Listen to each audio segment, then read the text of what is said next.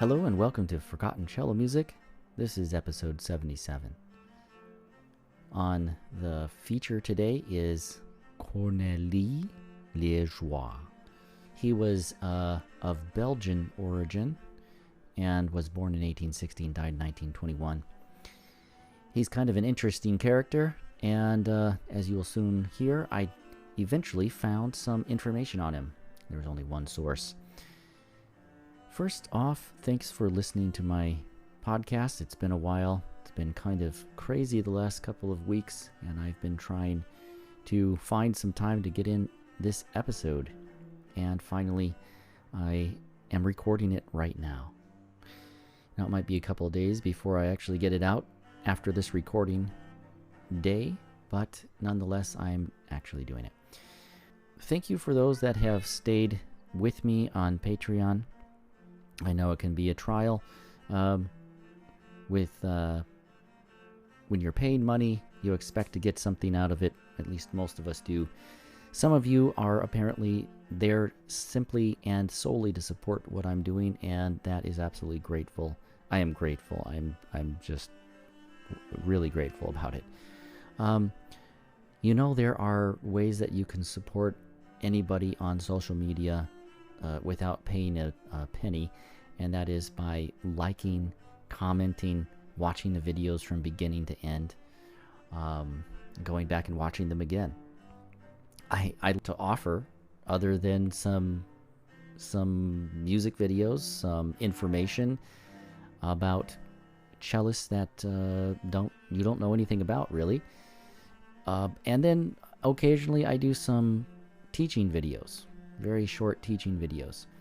Now, I've been working on a series of teaching videos utilizing Schlemmüller's first pieces for the young cellist, Opus 19, which are duets in one version, and that's the version I'm using, and he also wrote a cello and piano version of it.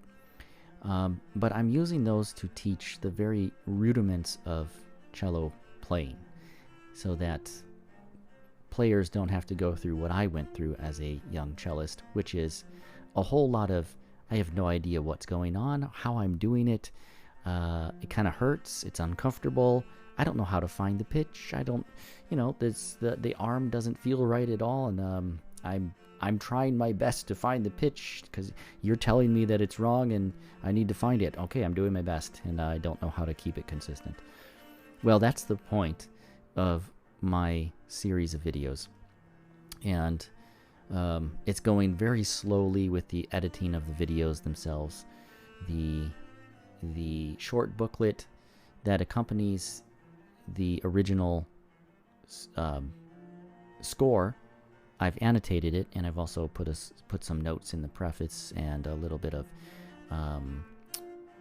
direction as to what I'm doing, a little knowledge there.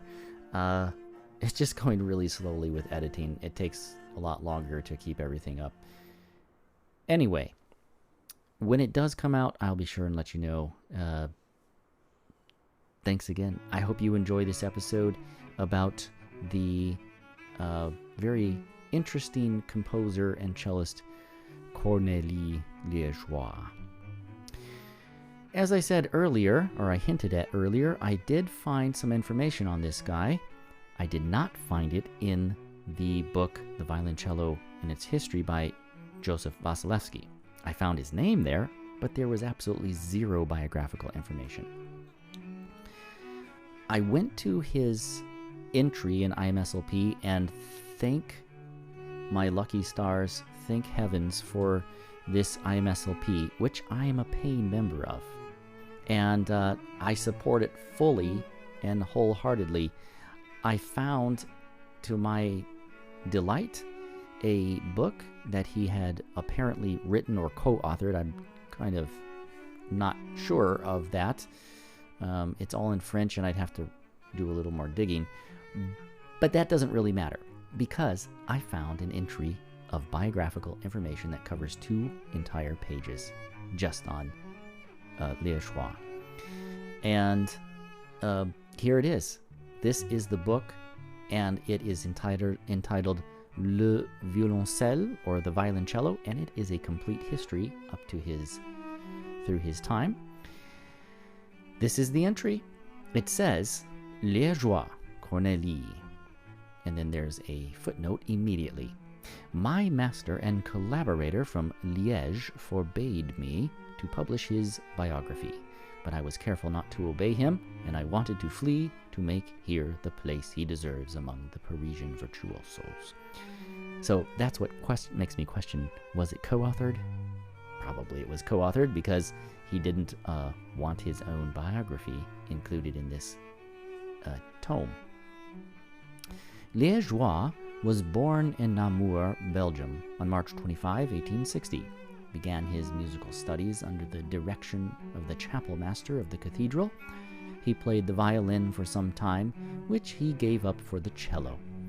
His first teacher was Jacquet, director of the Namur Music School, and at 16 he entered the Brussels Conservatory in the class of Isidore Dessuert, and a year later in the class of Servet, Joseph Servet.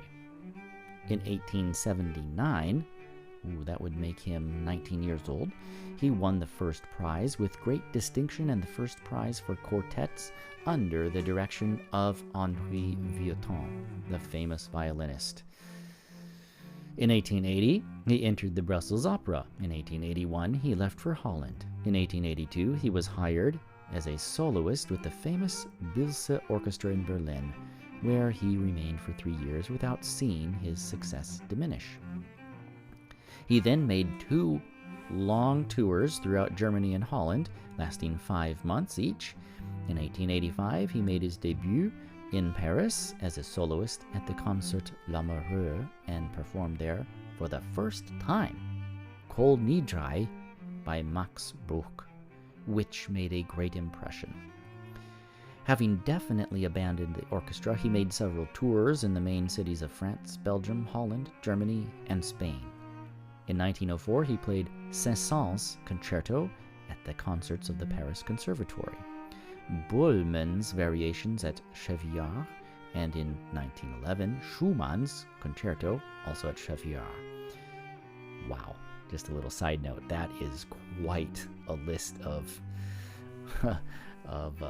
premieres there. Kol Nidrai by Max Bruch, and the Schumann Cello Concerto, and Saint-Saëns Cello Concerto. Wow. And I don't know much about Boulmann, but I'm sure it must be a nice little piece. After those premieres, he was part of the quartet, which played for the first time on April 10, 1990, César Franck's Quartet. Fixed in Paris for 25 years, Liegeois, naturalized Frenchman, saw many pupils learn at his school. Some even came from the provinces and hastened to join him on the shores of the ocean at Saint-Palais-sur-Mer, where he spent his holidays, eager for his lessons and his advice. Cornelis Liegeois published the complete study of the cello in 3 separate but complementary works. The first is Les Premières Pas du violoncelliste. Then the second one is 90 Progressive Studies, from the first position to the great difficulties, that is, like up and thumb position and harmonics and everything. I took a quick look through it. And the third one, The Art of Untying the Fingers. Yes, the translation says here, untying the fingers. I think that's a pretty good translation myself, because it feels like your fingers are tying up in knots. This method, the most complete and the most graduated, is well calculated to give the best results. The work is adopted in conservatories in France and abroad. Liegeois has also published 6 large duets and 8 miscellaneous pieces, pieces for children, a trio, various pieces, and a collection of 15 progressive pieces. And that's the end of the entry.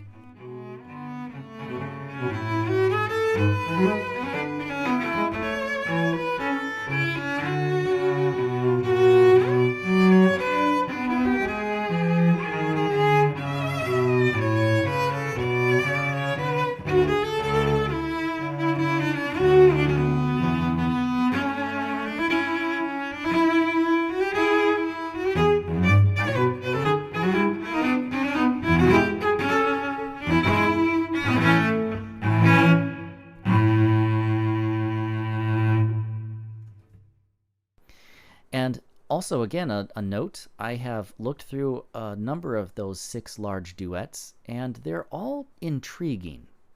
They all have their moments, and I am playing in the background here a first movement from the duet in A major. I've also looked at this collection of 15 progressive pieces, which goes from first position to 4th position. Very interesting little numbers. Certainly not as easy as I might have originally thought.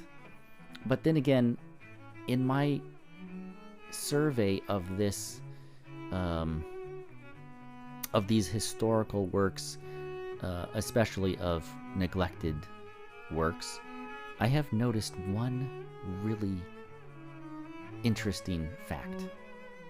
I cannot find super easy music, as in ultra simple, melodic, lyrical music for beginners.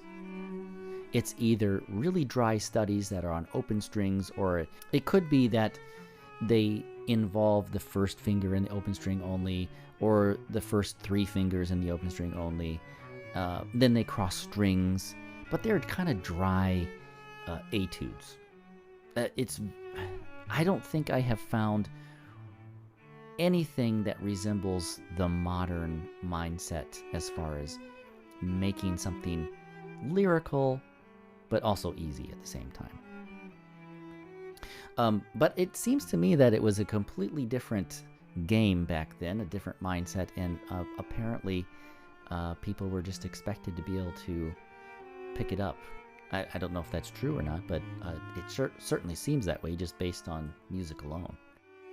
In case I forgot to say it at the beginning, this History of the Violoncello by Liegeois is originally in French, of course, and I found no translation, so the translation was put directly into a translator online, and I've read directly from it, since I don't speak French and do not understand it.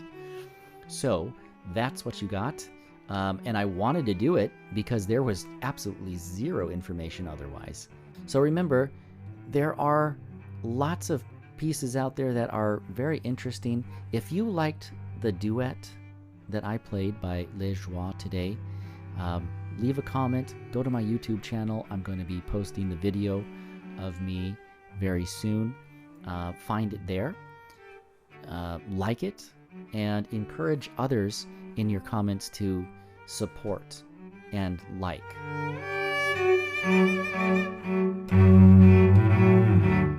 Remember, you can go to support me at my Patreon.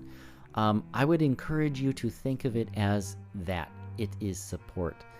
I know there are people that want to get something in return, and I am figuring out that that's not a strong point in my business lacking mind. If you have some suggestions, perhaps you could send them to me. I'm working on some projects, like I said before. They're long in coming. Also, if you go to buy some arrangements of mine or the annotated scores, which I have put up on Sheet Music Plus, you can support that way.